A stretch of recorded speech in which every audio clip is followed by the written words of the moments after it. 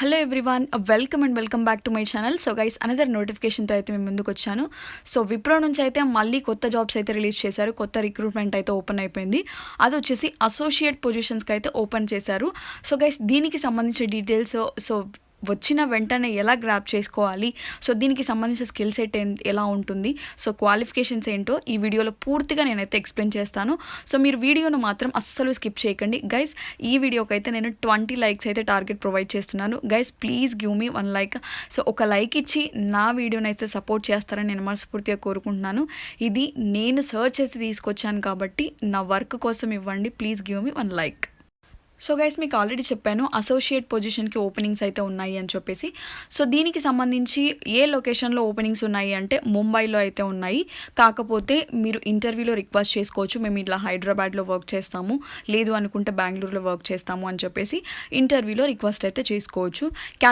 Category వచ్చేసి డిఓపిలో work చేయాల్సి ఉంటుంది గైస్. ఇక్కడ చూసుకోవచ్చు, రిక్వెస్ట్ ఐడి కూడా మెన్షన్ చేశారు 301105. That is a job ID. So దీనికి సంబంధించిన డీటెయిల్స్ ఏంటో ఇప్పుడు చూసేద్దాం. సో జాబ్ యొక్క టైటిల్ చూసుకుంటే అసోసియేట్ అనమాట. ఆర్గనైజేషన్ రోల్ వచ్చేసి మనకి ఏమి ఇవ్వలేదు. సో బిజినెస్ యూనిట్ వచ్చేసి ఇండియన్ హ్యూమన్ క్యాపిటల్ మేనేజ్మెంట్లో, సో హెచ్సిఎంలో మీరు వర్క్ చేయాల్సి ఉంటుంది.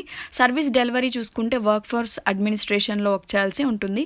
సో మీకు పేరోల్ అయితే నార్మల్గానే బేసిక్ పేరోల్ 33,000 పర్ మంత్ అయితే మీకు ప్రొవైడ్ చేస్తారు. సో దానికి తగ్గట్టుగా మీ ఎక్స్పీరియన్స్కి తగ్గట్టుగా ఇంకా ఇంక్రిమెంట్స్ కూడా ఉంటాయి.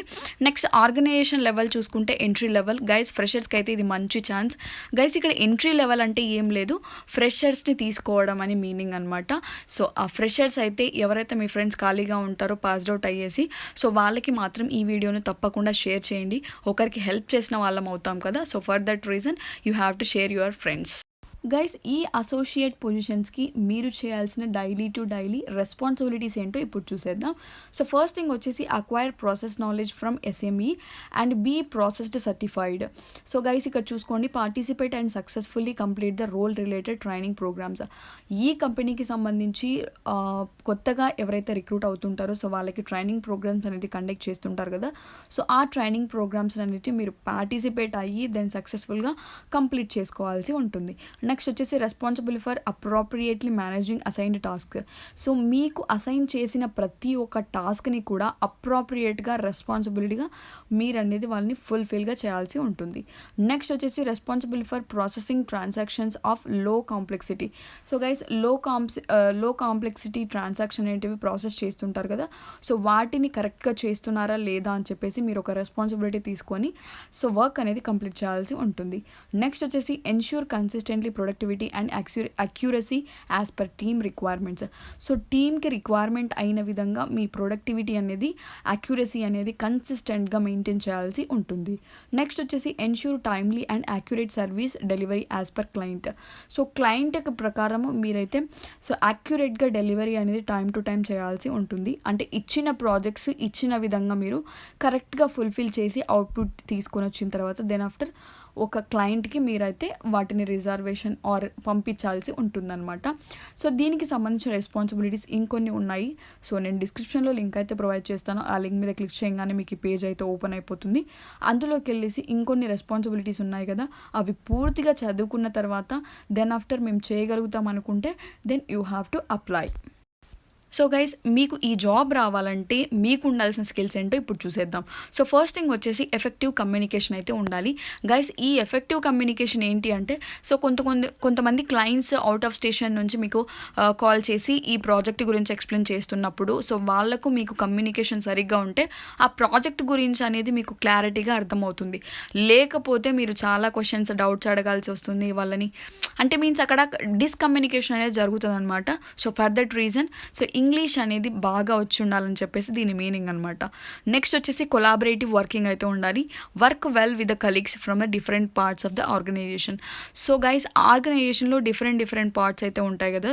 సో ప్రతి ఒక్క కలీగ్తో కూడా మీరు వెల్ వర్క్ అయితే చేయాల్సి ఉంటుంది. నెక్స్ట్ వచ్చేసి make changes in a own way of working for the benefit of the client. So మీకు ప్రాజెక్ట్ ఎవరైతే ప్రొవైడ్ చేస్తారో ఆ క్లయింట్ యొక్క బెనిఫిట్స్ కోసం మీ వే ఆఫ్ వర్కింగ్ని కూడా చేంజెస్ చేసుకోవాల్సి ఉంటుంది. ఉంటుంది. Next organisation and other relevant stake హోల్డర్స్కి కూడా సో మీరు వర్క్ చేయాల్సి ఉంటుంది. నెక్స్ట్ వచ్చేసి problem solving and decision making skills అయితే పక్కా ఉండాలి. ఎందుకంటే సో ఏదైనా క్రిటికల్ ప్రాజెక్ట్ అనేది మీకు ప్రొవైడ్ చేసినప్పుడు దానిలో కరెక్ట్గా మీరు ప్రాబ్లమ్ సాల్వేషన్ చేసి ప్రాబ్లమ్ అనేది ఎగ్జిక్యూట్ చేయాల్సి ఉంటుంది. డెసిషన్ మేకింగ్ స్కిల్స్ వచ్చేసి సో ఒక సిచ్యువేషన్లో మీరు డెసిషన్ అనేది కరెక్ట్గా తీసుకుంటే మీ కంపెనీకే మీరు ఒక బెనిఫిట్ తీసుకొచ్చిన వాళ్ళు అవుతారు. సో ఆ చిన్న డెసిషన్ తీసుకోవడం వల్ల కొంతమంది లైఫ్సే చేంజ్ అయిపోతాయి కదా. సో అలా డెసిషన్ మేకింగ్ స్కిల్స్ అనేటివి సాఫ్ట్వేర్ ఇండస్ట్రీలో కంపల్సరీ ఉండాలి. ఇది ఒక స్కిల్ అనమాట. సో ఇంకొన్ని స్కిల్స్ కూడా ఉన్నాయి ఆల్రెడీ. సో నేను వీడియో అనేది లెంతీ అయిపోతుంది కాబట్టి నేను కొన్ని స్కిల్స్ మాత్రమే చెప్తున్నాను గైస్. ఈ 3 స్కిల్స్ మాత్రం కంపల్సరీ మీ రెజ్యూమ్లో అప్డేట్ చేసిన తర్వాత మాత్రమే then you have to apply. So ఎందుకంటే ఈ స్కిల్స్ ఉంటే మాత్రమే మీ రెజ్యూమ్ అనేది సెలెక్ట్ అవుతుంది.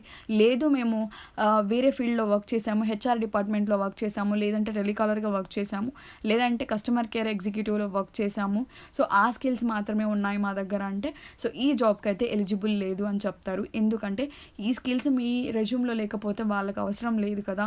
సో ఫర్ దట్ రీజన్ అనమాట. సో మీ రెజ్యూమ్ అనేది అప్డేట్ చేసిన తర్వాత మాత్రమే you can apply. So guys ఈ జాబ్ రావాలంటే సో మీకు ఉండాల్సిన ఎడ్యుకేషనల్ క్వాలిఫికేషన్ స్కిల్స్ అంటే ఇప్పుడు చూసేద్దాం. సో ఫస్ట్ థింగ్ వచ్చేసి బ్యాచులర్ డిగ్రీ. సో ఇక్కడ చూడండి ప్రిఫరబ్లీ కామర్స్ ఆర్ అకౌంటింగ్ అని చెప్పి మెన్షన్ చేశారు.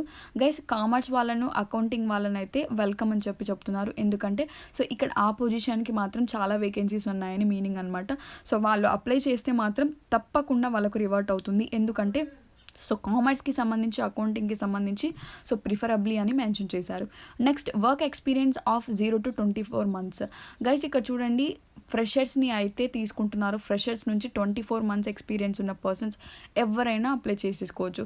గైస్ ఇక్కడ 24 months అంటే ప్రీవియస్గా మీరు ఏ వర్క్ చేసినా కూడా అప్లై చేసుకోండి. సో ట్రై చేస్తే తప్పేమీ లేదు. సో దానికోసమని అందరూ అప్లై చేసేసుకోండి. నెక్స్ట్ వచ్చేసి ఇక్కడ చూడండి good return and verbal communication skills అయితే ఉండాలి. ఇంగ్లీష్లో పర్టికులర్గా అక్కడ మెన్షన్ చేశారు ఇంగ్లీష్ అని చెప్పేసి. నేను ఆల్రెడీ చెప్పాను కదా ఎందుకు అవసరం అనేది. సో అదర్ క్లయింట్స్ ఎవరైనా ఫోన్ చేసినప్పుడు వాళ్ళు మీకు కమ్యూనికేషన్ కరెక్ట్గా ఉండాలి కాబట్టి ఇంగ్లీష్ అనేది పర్ఫెక్ట్ లాంగ్వేజ్ అని చెప్తున్నాను. నెక్స్ట్ వచ్చేసి work knowledge of computer applications including Excel and Word. Guys ఇక్కడ ఏ వర్క్లోకైనా వెళ్ళండి, ఏ సాఫ్ట్వేర్ ఇండస్ట్రీకైనా వెళ్ళండి, కంపల్సరీ బేసిక్ నాలెడ్జ్ అనేది కంప్యూటర్ నాలెడ్జ్ అని ఉండాలి. సో ఆ బేసిక్ నాలెడ్జ్లో ఎస్పెషల్లీ ఎంఎస్ ఆఫీస్ అయితే మీకు తెలిసి ఉండాలి. ఎస్పెషల్లీ ఎక్సెల్ కానీ వర్డ్ కానీ ఇవి తెలిసి ఉంటే దెన్ మీకు మంచి ఛాన్స్ అని చెప్తున్నాను.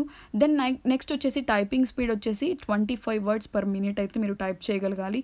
At the same time 90% of accuracy speed అయితే ఉండాలి. సో 90%లో మీరు కరెక్ట్గా టైప్ చేయగలిగితే దెన్ ఈ జాబ్ మీదే అని చెప్తున్నారనమాట. సో దీనికి సంబంధించి వర్క్ కండిషన్స్ ఎలా ఉన్నాయి అంటే సో ఫస్ట్ థింగ్ వచ్చేసి flexibility work 24/7 shift timings. Guys మీరు ఇక్కడ 24/7 ఎన్విరాన్మెంట్లో తప్పకుండా వర్క్ చేయగలగాలి. ఎందుకంటే ఏ క్లయింట్స్కి ఎప్పుడు టైమింగ్స్ ఉంటాయో అసలు మనకు తెలియదు కదా. సో ఎప్పుడు కాల్ చేసి ప్రాజెక్ట్ ప్రొవైడ్ చేస్తారో తెలియదు.